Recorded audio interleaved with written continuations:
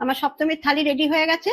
আমার সপ্তমীর থালিতে আজকে রয়েছে চিংড়ি মাছের মালাইকারি, ইলিশ মাছ, খাসির মাংস, আর টমেটো কিশমিশ কাজু দিয়ে চাটনি, আর রসগোল্লা, আর দেরাদুন রাইস চালের ভাত। তুমি স্পেশাল আজকে ইলিশ করছি। ইলিশ হবে, চিংড়ি হবে, মাটনও হবে, মাটনটা ছেলে করবে। আর আজকে না রান্নায় খুব একটা করে করছি না, সিম্পল করে করছি, কারণ পুজোয় ধরো সবারই ঠাকুর দেখা টাকা থাকে, অত বেশি রান্না দেখালে তখন করতে অসুবিধা। সেই জন্য এমনি অল্প সর্ষে দিয়ে একটু ইলিশের ঝাল ঝাল করছি। ইলিশের তেল ঝাল হয় না, সেরকম করব। কারণ না হলে এই এত কিছু খাওয়া দাওয়া আবার সবার শরীর টরিরও তো বুঝতে হবে, তারপরে তাড়াতাড়ি সেরে ঠাকুর দেখার ব্যাপার আছে। ওই জন্য এই সময় বেশি রান্না দেখালে কেউই করতে পারবে না, তাই জন্য সিম্পল করেই করছি। এই যে সর্ষে দিয়েছি, আর এর মধ্যে হলুদটাও মিশিয়ে নিয়েছি। হ্যাঁ, অল্প করে সর্ষে দেব, 2.5 চামচ সর্ষে বাটাটা দিয়ে, সবাই যে যার পরিমাণ বুঝে নুনটা দিও। এবার এর মধ্যে আমি মাছগুলোকে দিয়ে দিচ্ছি।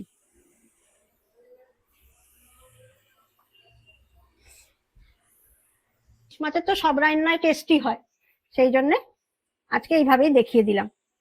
এবার না আমি অল্প জল দিচ্ছি,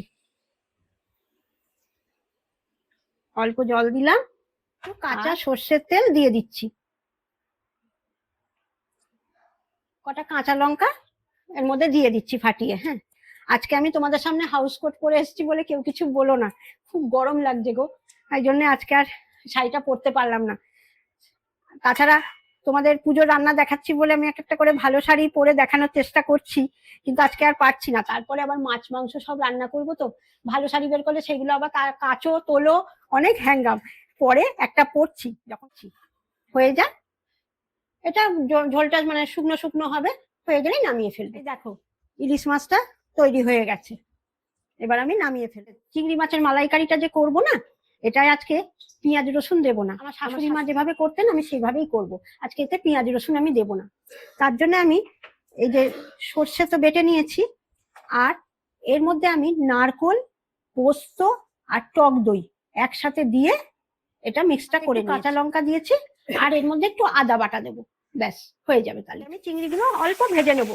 এই মিডিয়াম সাইজের চিংড়িটাই পেয়েছি, তোমরা যে যেমন মাপে পাবে তাই নিও। আমি বড় নেওয়ার চেষ্টা করেছিলাম, কিন্তু বললো এখন নাকি অত বড়টা আসছে না, তাই এটাই নিলাম। মালাইকারি যত যেরকম সাইজ দেবে সেটাতেই ভালো লাগবে, একদম ছোটটা ছাড়া। আর তোমরা বড় পেলে বড়টা নিও। আমি এর মধ্যে সর্ষে, একটুখানি 1 চামচ আদা বাটা, হলুদ আর নুন দিয়ে মিশিয়ে নিয়েছি, আর এইখানে চিনিটা দিয়ে নিলাম। এই পেস্টের মধ্যে চিনিটা দিয়ে দিয়েছি, তাহলে একটা রান্নাটা করতে তাড়াতাড়ি সুবিধা হয়। লঙ্কা দিলাম, আর এই গোটা এলাচ আর দারচিনিটা দিয়ে দিলাম, সর্ষের পেস্টটা দিয়ে দিলাম।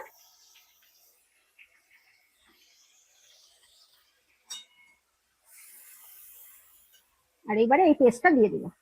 এবার ভালো করে নাড়িয়ে নিয়ে মাছগুলোকে দিয়ে দেবো। এতে তো দেখলে নুন মিষ্টি সব আগে থেকেই পেস্টের মধ্যে মিশিয়ে নিয়েছে, তাই জন্যই সুবিধাটা। এই রান্নাটাও খুব সহজ, খুব তাড়াতাড়ি হয়ে যায়।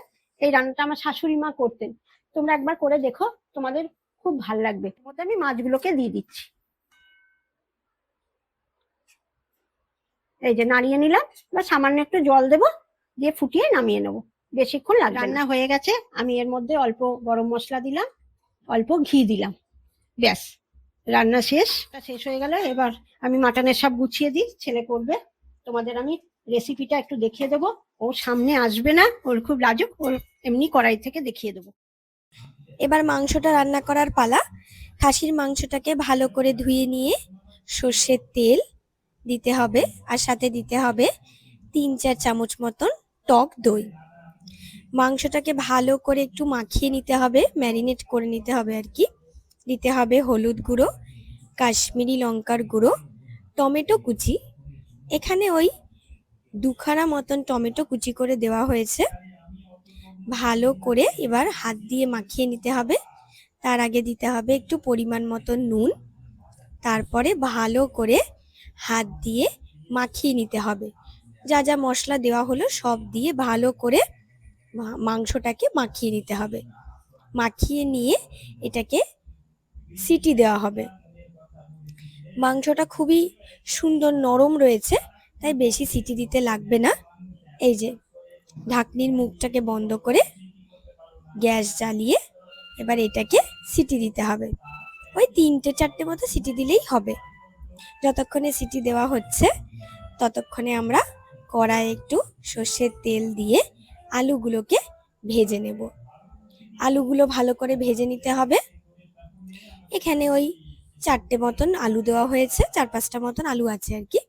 একটু হলুদ গুঁড়ো ভালো করে দিয়ে একটু নুন দিয়ে আলুগুলোকে ভেজে নিয়ে সর্ষের তেলের মধ্যে পেঁয়াজ দিয়ে দেওয়া হলো। পেঁয়াজটাকে ভালো করে নেড়েচেড়ে নিতে হবে, একটু নুন দিতে হবে যাতে পেঁয়াজটা মজে যায়। এবার দেওয়া হলো 3-4 চামচ মতন আদা রসুন কাঁচা লঙ্কার পেস্ট। আবার ভালো করে একটু নাড়িয়ে চাড়িয়ে নিতে হবে। এবার কিছু মশলা দিতে হবে, ওই হলুদ গুঁড়ো, কাশ্মীরি লঙ্কার গুঁড়ো, ধনে গুঁড়ো আর জিরে গুঁড়ো সব দিয়ে ভালো করে নাড়িয়ে চাড়িয়ে নিয়ে প্রেসার কুকারের ঢাকনি খুলে সেদ্ধ হয়ে যাওয়া মাংসটাকে ঢেলে দিতে হবে কড়াইয়ের মধ্যে। এত টেস্টি হবে এই মাংসটা, তোমরা একবার বাড়িতে করলেই বুঝতে পারবে। ভালো করে পুরো মশলাটাকে মিক্স করে নিতে হবে। প্রেসার কুকারে কিন্তু কোনো জল দেওয়া ছিল না, তোমরা দেখেছো। যা জল বেরিয়েছে মাংস থেকে বেরিয়েছে। ভালো করে ফুটে গেল, দেখো রংটা অনেকটাই কিন্তু চেঞ্জ হয়ে এসেছে। এদিকে আলুগুলোকে দিয়ে দেওয়া হলো। আলুগুলো দিয়ে আবার একটু ভালো করে নাড়িয়ে চাড়িয়ে নিতে হবে মাংসটা। এই নাড়াতে চাড়াতে গিয়ে দেখবে আস্তে আস্তে মাংসর থেকে কালার কিন্তু চেঞ্জ হচ্ছে। এবার ওই প্রেসার কুকারে আর একটু জল দিয়ে, মানে যতটুকুনি ঝোল তোমরা চাইছো দিয়ে একটু ফুটিয়ে সেই জলটা দিয়ে দেওয়া হয়েছে। যত কষাতে থাকবে দেখবে নাড়াতে থাকবে কালারটা চেঞ্জ হবে। কেমন লাগলো থালিটা তোমরা অবশ্যই জানিও আমাকে। তোমরা পুজোতে অনেক অনেক আনন্দ করো, সবাই ভালো থেকো, সুস্থ থেকো, আনন্দে থেকো।